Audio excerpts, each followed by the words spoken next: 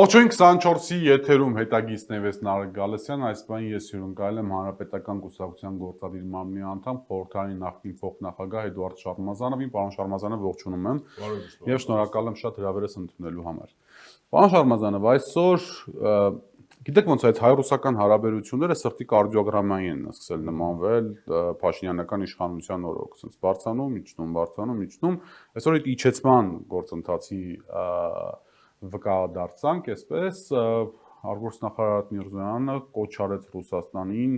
շատ կոպիտ ձևով ընդորում, որ ոչ մի պարագայում չխառնվել Հայաստանի ներքին գործերին եւ Հայաստանի ներքին գործ համարելով նա անցալեց Լավրովյանի հայտարարությունը, որ իրենց համար Ռուսաստանի համար մտահոգիչ է եկեղեցու եւ իշխանությունների միջև տեղի ունեցող հակամարտությունը։ Հիմա հարցս հետեւյալն է, հաշվառնելով են հանգամանքը, որ հայ առաքելական Սուրբ եկեղեցի, իհարկե ֆիքսենք, որ Միրզոյանը ասաց, որ ոչ թե եկեղեցու են պայքարը, այլ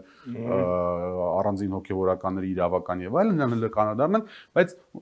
փաստը որ հայ առաքելական եկեղեցու վրա էս ամբողջ արշավը գնում։ Հարցս հետեւյալն է, հայ առաքելական եկեղեցու նկատմամբ իշխանությունների հալածանքը կարելի է արդյոք ընկալել հիմա որպես նաեւ պատմաբան եմ հարցնում, որպես Հայաստանի ներքին գործ։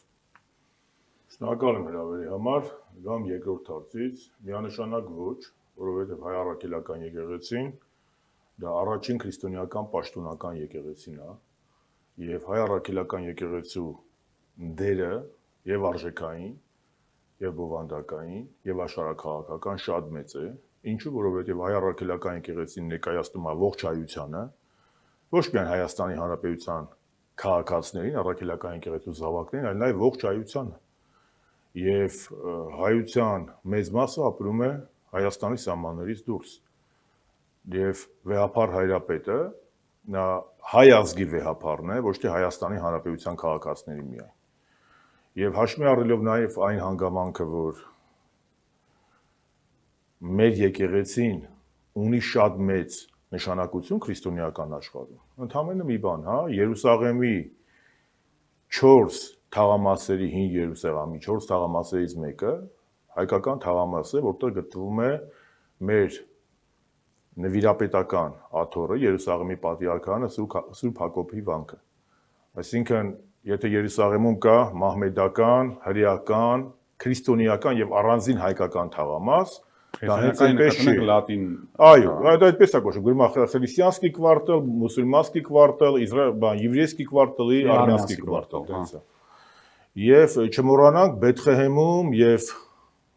Երուսաղեմում Սուրբ Հայության տաճարում եւ նաեւ Բեթխեհեմում Ծննդոց տաճարում հայրի ունեն բացառիկ իրավունքներ։ Եվ բնականաբար հայ առաքելական եկեղեցու խնդիրը դավանաբանական ամբողջ քրիստոնեական աշխարհի խնդիր կարելի է համարել, ինչու որովհետեւ ասեցի, սա է առաջին պատճառը։ Երկրորդը Ռուսաստանի Դաշնությունը մեկ անգամ չէ, որ հայտարարել է, որ ինքը ավանդական արժեքների պաշտպան է։ Սա մեկ։ Բայց ինչ վերաբերում է առաքելական եկեղեցու եւ Նիկոլ Փաշինյանի հակամարտության, այսպես ասած, կամ Նիկոլ Փաշինյանի ռեժիմի հարձակումներին առաքելական եկեղեցու եւ վեհափառ հայրապետի նկատմամբ, սա պետք է նշեմ, որ այստեղ եւս կա աշխարհաքաղաքական հստակ։ Պարոն Շարմազան, դրանք անդրադառնանք էլի, ներողություն եմ խնդրում, տեսեք, ընդհանրապես ուղղափառ եկեղեցին եւ իմաստավորյալ ռուս ուղղափառ եկեղեցին որքան էլ որ հայտարարում են որ հայ առաքելական եկեղեցին իրենց համար քույր կառույց է, որքան էլ այսպես Ռուսիո պատրիարքը եւ ընդհանրապես ուղղափառ աշխարհի պատրիարքները, հա, մեր վեհափառներին եղբայրներով են դիմում եւ այլն, բայց դա այդ միասին դավանաբանական առումով մենք մշտապես սականատես ենք կրում, որ ուղղափառ եկեղեցին առավել ռադիկալ է տրամադրված հայ առաքելական եկեղեցու նկատմամբ, ավելին բազմաթիվ ուղղափառ առաջնորդ հոգեվոր առաջնորդներ մեծ հերետիկոս են անվանում ինչ-ինչ դավանաբանական հարցերով։ Սա ինչի եմ ասում։ Սա մի իրականություն է։ Կաթոլիկ եկեղեցու դրանք առաջնորդներ են, բայց ես օրինակ Կիրիլից դա չեմ լսել, Իլիա Երկրորդից չեմ լսել Վրաստանի պատրիարքից, ընդհակառակը ես երբ որ Իլիա Երկրորդի հետ առիթ եմ ունեցել 2 անգամ հանդիպելու, նա բացառիկ հարգանքով եւ երախտագիտությամբ է խոսել հայ առաքելական եկեղեցու, հայ ժողովրդի եւ մասնավորապես վեհափառ հայրապետի անձին։ Հիմա ասեմ ինչի ասացի։ Ուղղափառ եկեղեցին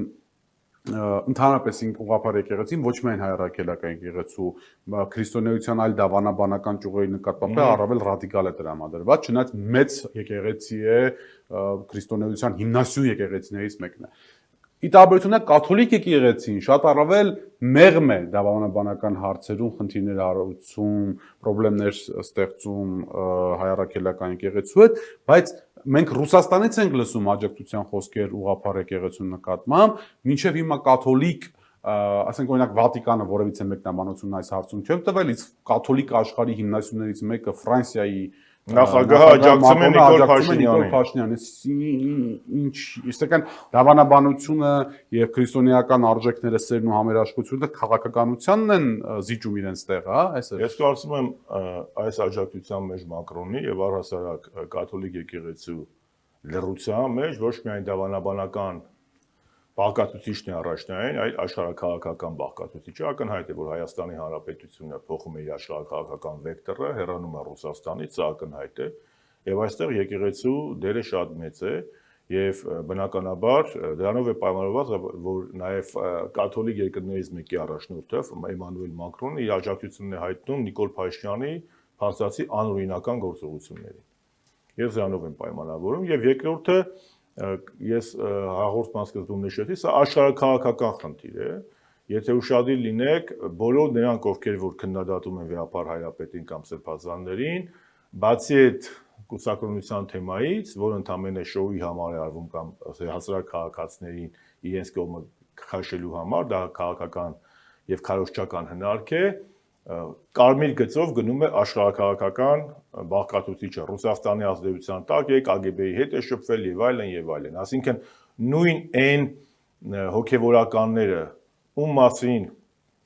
ոչ պակաս լուրեր կան, բայց որոնք ունեն աշխարհակաղակական այլ ուղղվածություն, նրանց մասին եւ Փաշինյանն է լռում եւ համապատասխան արևմտյան կենտրոնները։ Սա է խնդիրը, ես կարող եմ ասել, որ այս հարցակումը Վեհապար Հայրապետի եւ առաքելական սուբյեկտի վրա ուղղորդված է Թուրքիա, ՆԱՏՕ շրջանակներից։ Ինչի՞, ինձ այդ հիմա այս բանը կա, այս օրակարգը կա, որ Թուրքիա, ՆԱՏՕ եւ այլն։ Ինչի ներքին ես ինձ դա չեմ վիճարկում, որ այդ հարցակումը կա, բայց ինչի ուղղորդված չի Փաշինյանի ներքին քաղաքական տրամաբանությունից ելնելով հաշվի առնելով այն հանգամանքը, որ եկեք ընդունենք, որ ընդդիմությունը հատվածայնորեն եւ միասնական առանձնապես այս պահին Փաշինյանի համար մեծ վտանգ չի ներկայացնում, իսկ հայ առաքելական եկեղեցին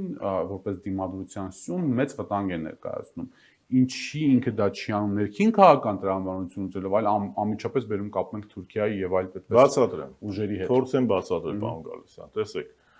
Դժբախտաբար Փաշինյանին այս 7 տարիների ընթացքում հաջողվել է գրեթե մեր ողջ ազգային ինստիտուտները ոչնչացնել։ Այսինքն ակադեմիան լռում է կամ հեղինակազրկված է։ Պատմաբանները, արևելագիտները, աստվածաբանների մեծ մասը լռում են։ Արևելագետները չէ։ Ռուբեն Մելքոնյանին ականջի հանած, մի քանի հոգու էլ հանած, գլոբալ առումով լռում են։ Ուրեմն մայր բուհը լռում է։ Այսինքն ազգային ինստիտուտները, որոնք պետք է խոսեն, մտավորականությունը իսկ մի մատի վրա կարող ենք, մի ձեռքի կամ երկու ձեռքի մատի վրա կարող ենք հաշվել այն մտավորականները, որոնք իրենց դատապարտական խոսքն են ասում Նիկոլ Փաշինյանի հակաեկեղեցական գործողությունների հանդեպ։ Նիկոլ Փաշինյանը մի բան է պետք։ Եվ միակ ինստիտուտը ազգային, որ խոսում է Արցախից, որ խոսում է գերիներից,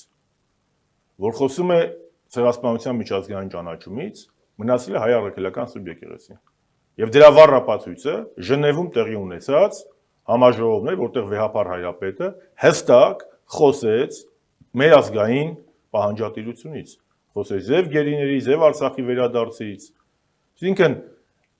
Նիկոլ Փաշինյանի մյուս կողմից ինչ է անհրաժեշտ։ 26 թվականի ընտրություններին ընթառաջ նրան անհրաժեշտ է մի հատ թուղթ։ Ես ձեր մոտել եմ ասել։ Կապ չունի այդ թուղթը բովանդակությունը իշ կլինի։ Հռչակագիր կլինի, հայտարարություն կլինի, թե պայմանագիր կլինի, նրան պետք է թուղթ, որի վրա գրված է խաղաղություն, որպեսզի նա բերի դա վաճառի ընտրություններից առաջ։ Տեսեք, մինչև այս վերջերս ադրբեջանա-թուրքական տանդեմը դնում էր հստակ պահանջ՝ սահմանադրության փոփոխություն։ Իսկ Նիկոլին ասում էին, կամ պետք է սահմանադրությունը, մինչև սահմանադրությունը չփոխես, խաղաղություն պայմանագրի մասին մոռացի։ Ես ունեմ ողջամիտ կասկածներ, որ Նիկոլ Փաշինյան-Էրդողան հանդիպման ընթացքում Նիկոլ Փաշինյանի դեմը դրվել է նոր պահանջ, կամ Նիկոլ Փաշինյանի խնդրանքով, կամ փոխադարձ համաձայնությամբ եկել են կոնսենսուսի, որ Սահմանադրության փոփոխության հարցը պետք է դրվի մի կողմ, եւ Թուրքիան եւ Ադրբեջանը նոր պահանջ են դրել, որպեսզի Նիկոլ Փաշինյանը կուլ տա հայ առաքելական սուբյեկտին։ Ինչու, որովհետեւ այդ եկեղեցին կոկորտին չի մնա։ Աստվածտա մնա։ Մեզնից է կախված, հասարակությունից է կախված, մտավորականությունից է կախված, նույն վեհարանից է կախված, հոգեվորականությունից է կախված եւ հավատացյալ ժողովրդից։ Ես գուշակ չեմ ուզում գուշակություններով զբաղվել, բայց ես երկու ծայրահեղություններին էլ դեմ եմ։ Այն մի ծայրահեղությունը վախում մեզնից ոչ մի բան կախված չի, սա արդեն պրծած խաղա, եւ մյուս ծայրահեղությունը, որ մեր եկեղեցուն հնարավոր չի հաղթել։ Հա, քրիստոնեական դավանաբանությամբ եթե նայենք, Աստծուն հնարավոր չի հաղթել։ Եկեղեցին Աստված է, եկեղեցու դեմ պայքարողները սատանան, բայց երկրի վրա հələ որ տիրում է սատանան։ Վերին Երուսաղեմից դեռ ոչ մեկ չի եկել, չեն կարող ասել ինչա։ Այսինքն Ներոնը հաղթեց Պետրոսին եւ Պողոսին։ Եթե քաղաքական առումով նայենք, այո։ Հա, բայց Ներոնի անունը որպես անեծք մնաց հազարամյակների պատմության մեջ։ Դրա համար եմ ասում։ Մի բանը 100 տարի հետո, ակնհայտ է, որ 100 տարի հետո կաթոլիկ եկեղեցին 100 տարի ապրեք։ Հիմա ես էլ եմ դա ասում, կարող է մի վաղը Միքայել Սրբազանը եւ այլ սրբազաններ, ովքեր որ հալածվում են այսօր, կամ Վեապար Հայրապետը, չգիտեմ, 100 տարի հետո սրբադասվեն։ Բայց այս պահին կարող է մենք կորցնենք Հայաստանի Հանրապետությունը։ Մենք այսօր էգզիստենցիալ վտանգ սպառնալիքի տակ ենք։ Մենք այսօր պետք է խոսենք։ Մեր խնդիրը այն չէ, էլի որ խոսենք վերին Երուսաղեմից եւ դրախտից ու դժոխքից։ Մենք ապրում ենք Հայաստանի Հանրապետությունում հողի վրա եւ հետեւաբար մեր որոշումները եւ մեր գործառույթները պետք է միտված լինեն այստեղ, այս հայրենիքում, այս պետությունում իրավիճակը փոխելու։ Պարոն Շարմազանov։ Կոկորդին կմնա թե չի մնա, մեզնից է կախված։ Պարոն Շարմազանov, ինքը հիմա վերադառնալով այդ նախապայմաններին 24-ն էր իր տեղեկությունների համաձայն դիմեր դիվանագիտական աղբյուրների համաձայն գալ, որ սա որպես նախապայման ընկալվում է։ Հիմա մենք տեսանք հայոց պատմության երևի վերջին 30-ամյա պատմության Եվ ինչու ոչ 30-ամյա պատմության ամենաամոթալի էջերից մեկը, ինչպես մտան վեհարան, այս պատկերները, սա ուղղակի բառերով նկարագրելու չի, տեղի ունեցած։ Ես դրան հակառակ էլի այդ բանը չեմ տեսնում, էլի զանգը չեմ տեսնում, կամ ոչ թե եկեղեցու կողմից հնչեցված։ Մեր մեջ ոնց որ բան չի շարժվում այս ամեն ինչի արդյունքում։ Հասկանում եմ։ Հասկանում ինչի պետք է այս կռիվը տալ, եթե հասարակության մեծ մասը իր լուր անտարբերությամբ թույլ է տալիս այս վայրագությունները մայրաթորի մասին։ Բնականաբար Վասեն Ասո եւ Վասեն Հայրենյաց միանշանակ Վասեն Հավատի եւ Վասեն Հայրենյաց գլոբալ առումով 451 թվականից հետո մեր աշխարհանկալման մեջ եւ դրականորեն դա բան չի փոխվել։ Դա ինքնության կոդը դա է։ Բայց տեսեք, ինչի մասն եմ ուզում խոսել։ Ոչ թե անտարբերությունն է, այլ վախեցած անտարբերությունն է։ Նիկոլ Փաշինյանին, Ադրբեջանի եւ Թուրքիային հաջողվել է կոտրել, վախեցնել հայ ժողովրդի ողնաշարը։ Գոռալով չի։ Հիմա ես էլ կարապսի հելնեմ, գոռամ, այսպես պետք գոռալով չի։ Գործողություններով է եւ բանով է։ Դժբախտաբար անդիմությունը, ազգային ուժերը, մտավորականությունը ոնց ուզում եք կոչեք, որտեղ սա վաղուց արդեն կուսակցական ու քաղաքական հարց չի, պարոն Գալստյան։ Դեռ չի կարողացել գտնել այն այլընտրանքը խաղաղության, որը ներկայացնում է Նիկոլ Փաշինյանը։ Նիկոլ Փաշինյանը թուղթը վեկալու է, գնա գոռաս ես ես խաղաղություն եմ բերել, այն Շարմազանովը որ գնացել է 24 News, ինքը պատերազմ է բերելու։ Մեր խնդրեմը նա է, որ մենք դեռ չենք կարողանում հայ ժողովրդին համոզենք, որ պատերազմ բերողը Նիկոլն է։ Եվ եթե ինքը խաղաղություն չի բերում, ինքը բերում է ստերկացում։ Թերկացում։ Սա է հակառակ դիմություն դեռ հակառակ օրակարգը կա, բայց որպեսզի հակառակ օրակարգը լինի, ակնհայտ է, որ մեր զինված ուժերը այն վիճակում չեն, որ կարողանան դիմակայել Թուրքիա եւ Ադրբեջանի էկոսպառնալիքներին, նաեւ ռազմական սպառնալիքին։ Հետևաբար մենք պետք է կարողանանք ձևավորել Հայաստանում ազգային օրակարգ, ընդդիմադիր ու ազգային ուժերը, որպեսզի մեզ հետ նաեւ այդ եւ մեզ հետ եւ այդ ազգային օրակարգի հետ, որի հետևը կլինեն առնվազն տասնյակ հազարավոր ակտիվ քաղաքացիներ, հաշվի նստեն աշխարհակաղակական կենտրոնները Մոսկվայից մինչև Վաշինգտոն, Բրյուսելից մինչև չգիտեմ Փարիզ։ Բայց քանի դեռ Նիկոլ Փաշինյանը այս 5 տարիների ընթացքում պատերազմից հետո ամեն ինչ անում է եւ դեռ մարսում է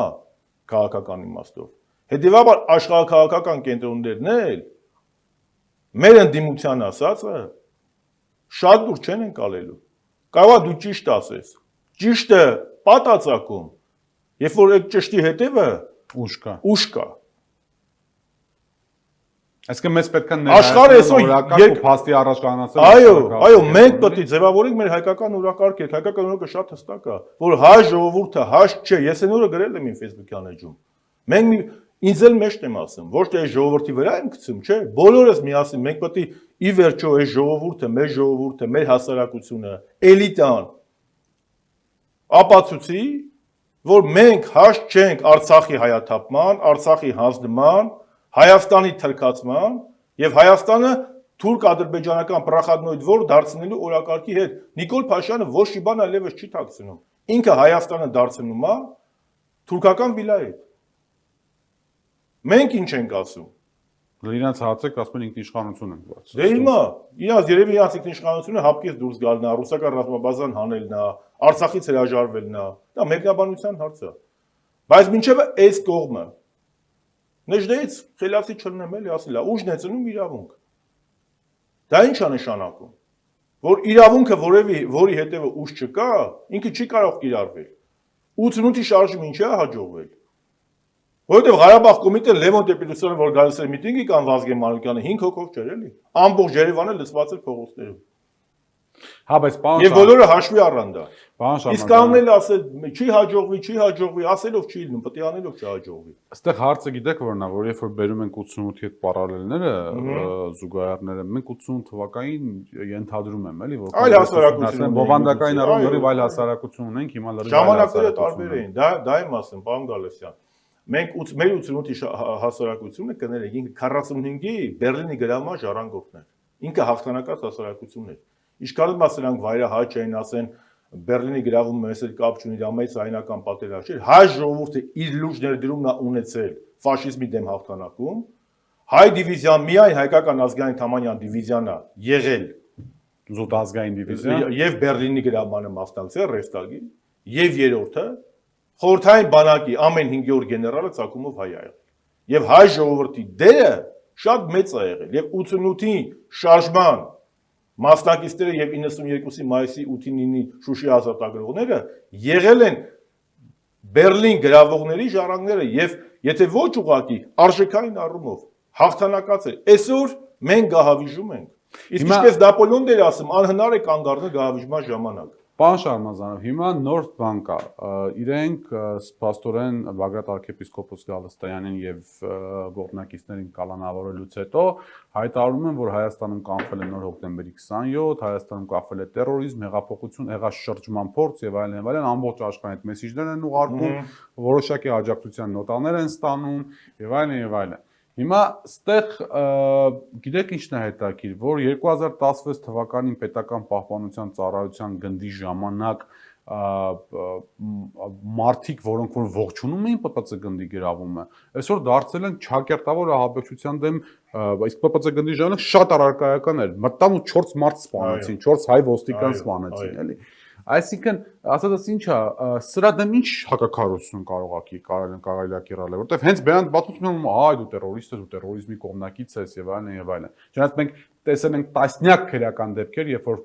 քրեական գործառույթը մարդուն կալանավորել են, 6 ամիս հետո անգամ ազգային դավաճանության հոդվածն են վրայից անել, այսինքն ռոպագանդա է։ Նշում ենք, որ 20 թվականին մի հատ գործ կարվեց Նիկոլ Փաշինյանի ինչ որ սպանություն նախապատրաստել։ Վանեցյան Արտուր, Աշոտ Մինասյան։ Հետո կարճվեց այդ գործը, չէ՞։ Հա։ Նիկոլ Փաշինյանի համար այդ քրեական գործերը բոլորը քարոզչական հնարքներ են։ Բոլորը քարոզչական հնարքներ են։ Նա ոչ թե մտահոգված է Հայաստանում ահաբեկչական մթնոլորտի բարձրացմամբ, ինչպես ինքն ասում, կամ ահաբեկչական վտանգով, կամ պետության անվտանգությամբ, նա մտահոգված է ընդհանրապես իր աթոռը պահելով։ Եվ իր աթոռը պահելու համար գրպանից կամ իր դարակից հանում է այն գործիքը, որը այդ պահին իր համար ավելի շահեկան է եւ ձեռնտու է։ Իսկ ակնհայտ է, որ Նիկոլ Փաշինյանը, եթե նա Նիկոլ Փաշինյանը ինքը հակասությունների կծիկ է։ Նիկոլ Փաշինյանի դեմ պետք չի խոսալ։ Նիկոլ Փաշինյանի դեմ խոսում է Նիկոլ Պետրոսյանը շատ ճիշտ է ասում։ Հայլու դեմը կանգնի ինքդ քո հայտարարությունների նախքին հետ կռիվ արա։ Նիկոլ Փաշինյանի որ մի հայտարարություն, չկա մի հայտարարություն Նիկոլ Փաշինյանի, որի հակառակը նույնը Նիկոլ Փաշինյանը չի ասել։ Չկա տես բան։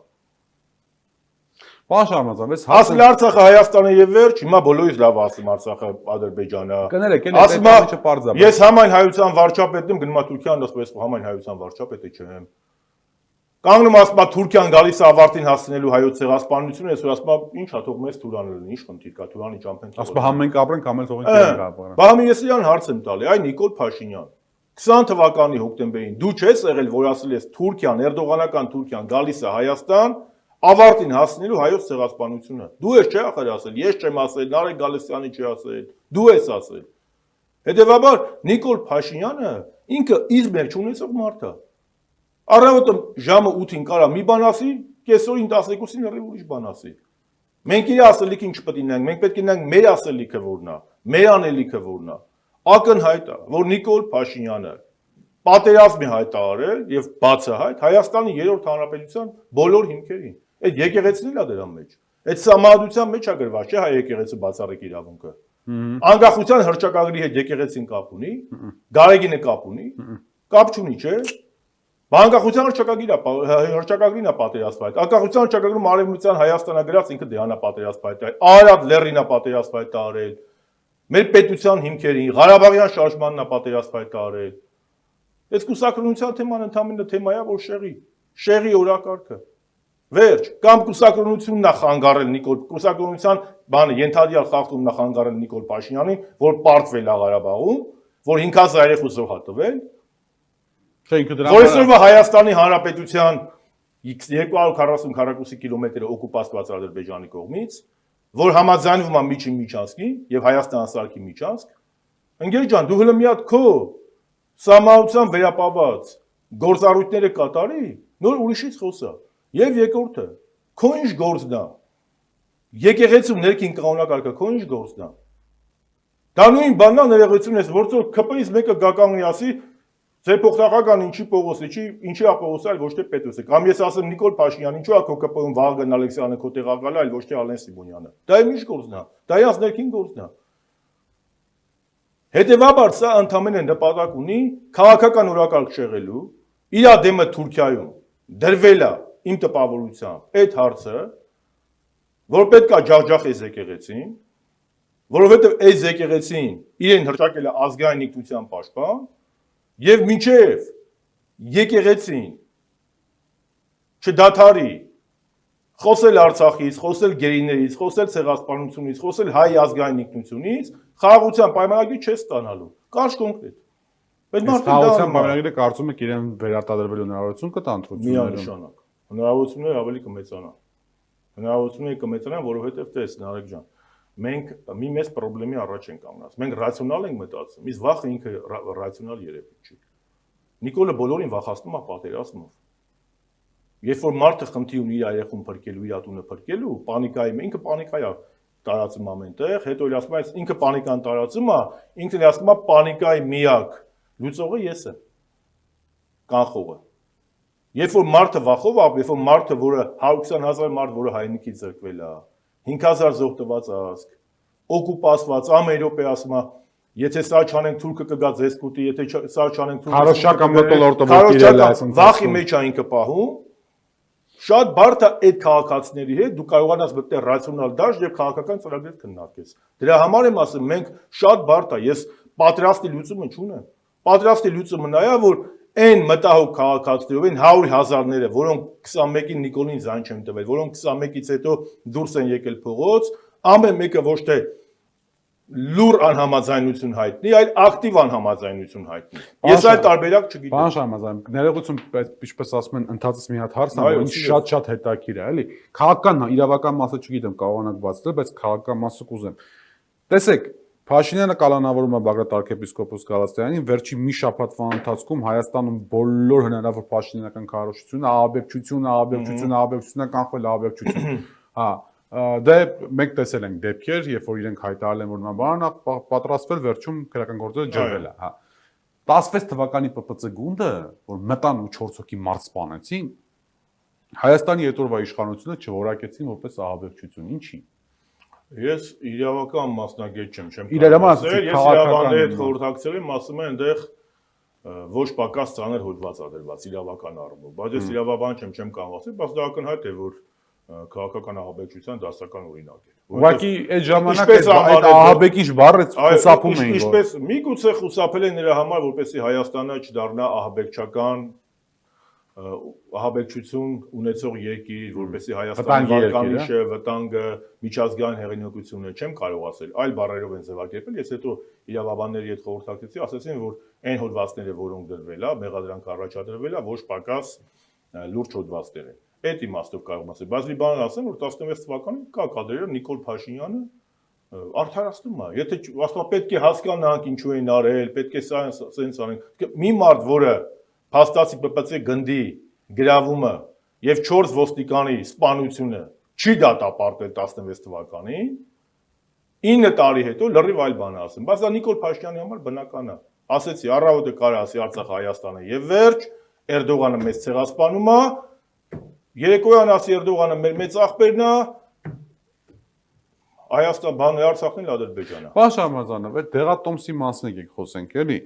Մենք գրել էինք 24-ի տեղեկություններով գրել է, որ այս ամեն ինչի տրամաբանական ավարտը քննարկվում է, բանակցվում է երկու բան։ Կամ սեպտեմբերին կամ դեկտեմբերին խաղաղության պայմանագրի ստորագրում Ադրբեջանի հետ։ Մի պարագայում Վաշինգտոն, մի պարագայում Էմիրություններ թեմաներն են քննարկում։ Եթե ընդունենք, որ մինչև հիմա այդ թեման ինչ գրել ենք վերջում ճիշտ է դուրս եկել, ընդունենք, որ ստեղի կատվությունն էլ է ճիշտ։ Ու ինքը գնաց ու ստորագրեց դա։ Եմ ասում եմ վաշի դեյստվի է, էլի։ Ինչ է լինելու։ Անկեղծ ասեմ, չէ՞, զակից հետո ներկայացնում է պետք։ Դրա համար ենք մենք ասել, եւ մեր նախագահ Սարգսյանը տարբերական լիստերից առաջ ասել է, որ նրանք ովքեր որ սպասում են 26 թվականի ընտրություններին կամ հույսը դրել են 26 թվականի ընտրություններին Նիկոլ Փաշինյանին հեռացնելու, եթե Նիկոլ Փաշինյանը մինչև 26 թվականը ռուսական ռազմաբազան հանի օրինակ, ռուս սահմանապահներին հանի, դուրս գա ՕԴԿԲ-ից, ԵԱՏՄ-ից եւ ամենակարևորը խաղաղության պայմանագիր կոչված Հայաստանի թրքացման պայմանագիրը ստորագրի։ Հետո որ գցենք հրաշքով հաղթեցին ընտրություններում։ Հետո Ղորմյան ինչպես ենք անելու։ Ակնհայտ է, չէ՞ որ իրադարձությունները շատ արագ են զարգանում։ Եվ նստել թախտին սպասել կամ ժողովրդին հույս տալ։ Գիտեք, ես հասկանում եմ, որ մարդիկ ուզում են ընտրություններով իշխանություն փոխել, բայց դա տեղի է ունենում քաղաքական միջավայրում, դա տեղի է ունենում նորմալ իրավիճակում։ Երբ որ ամեն օր այս մարդը չակուճը ձեռցրած պետությունը քանդում է, դու պետք է ձեռքից չակուճը խլես։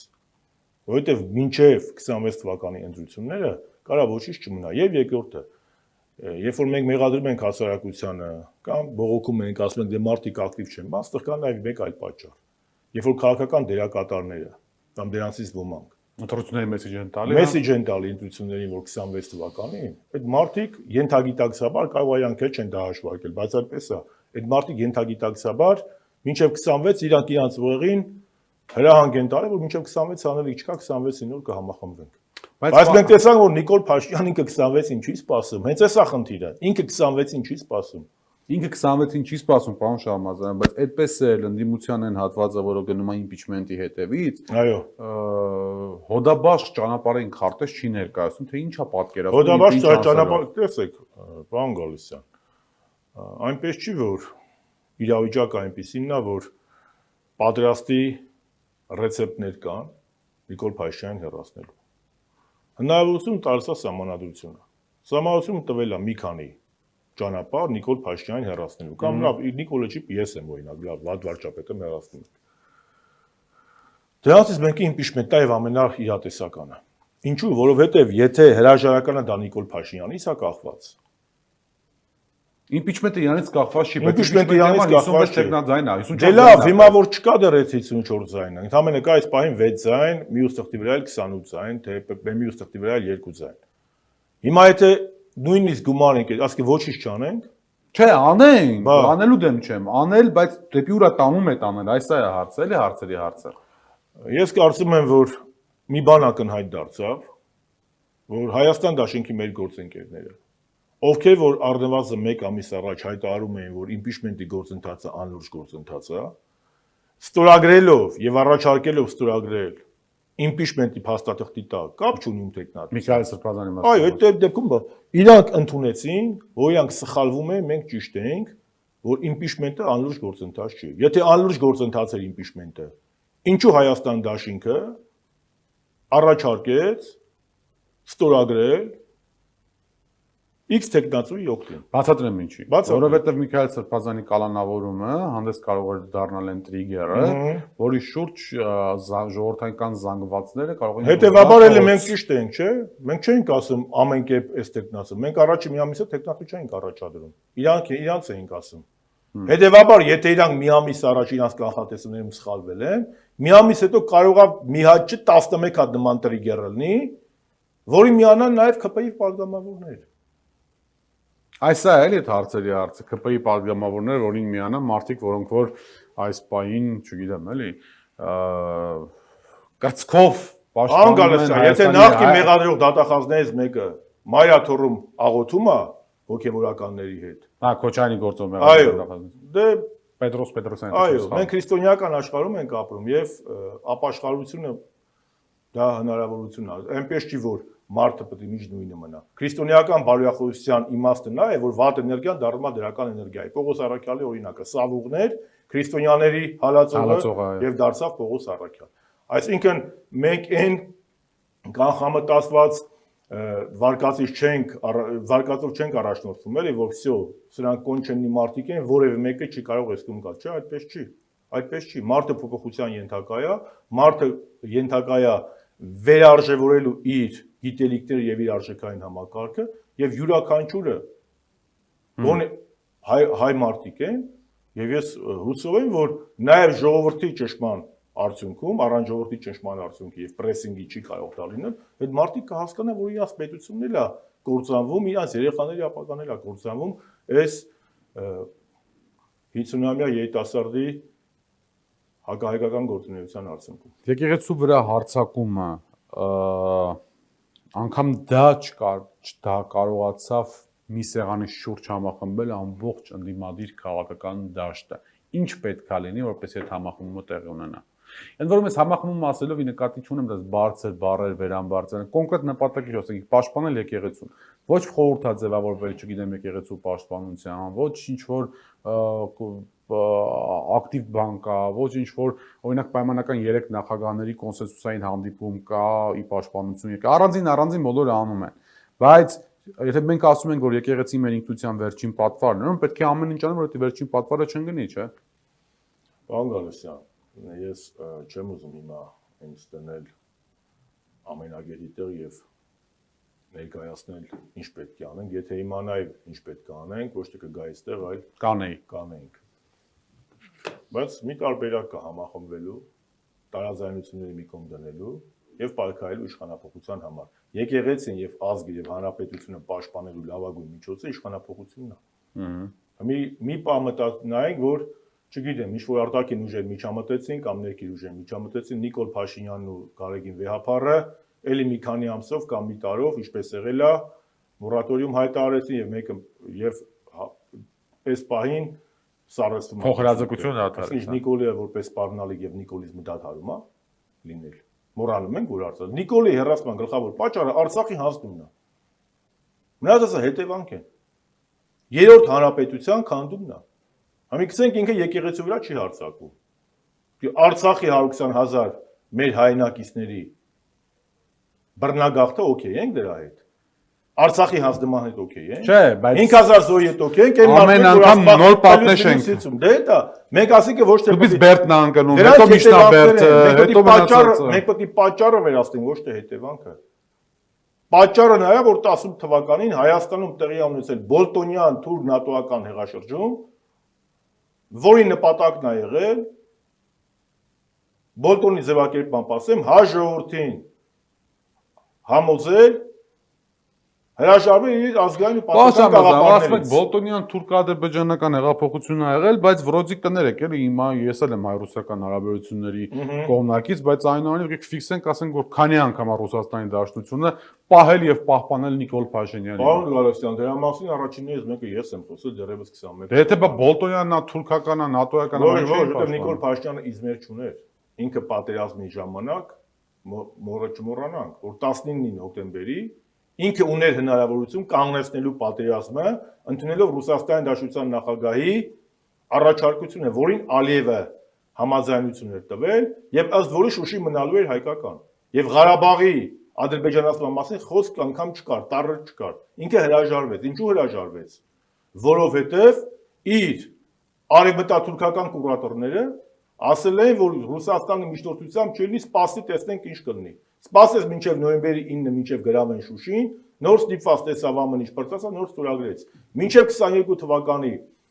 օպերացիան Ուկրաինայում Նիկոլ Փաշինյանը հլու հնազանդ կատարում է Ռուսաստանի գոնե արտակուստ դիրեկտիվները։ Բայց 22 թվականի ապրիլից հետո, երբ որ Ռուսաստանը, սա փաստեր են,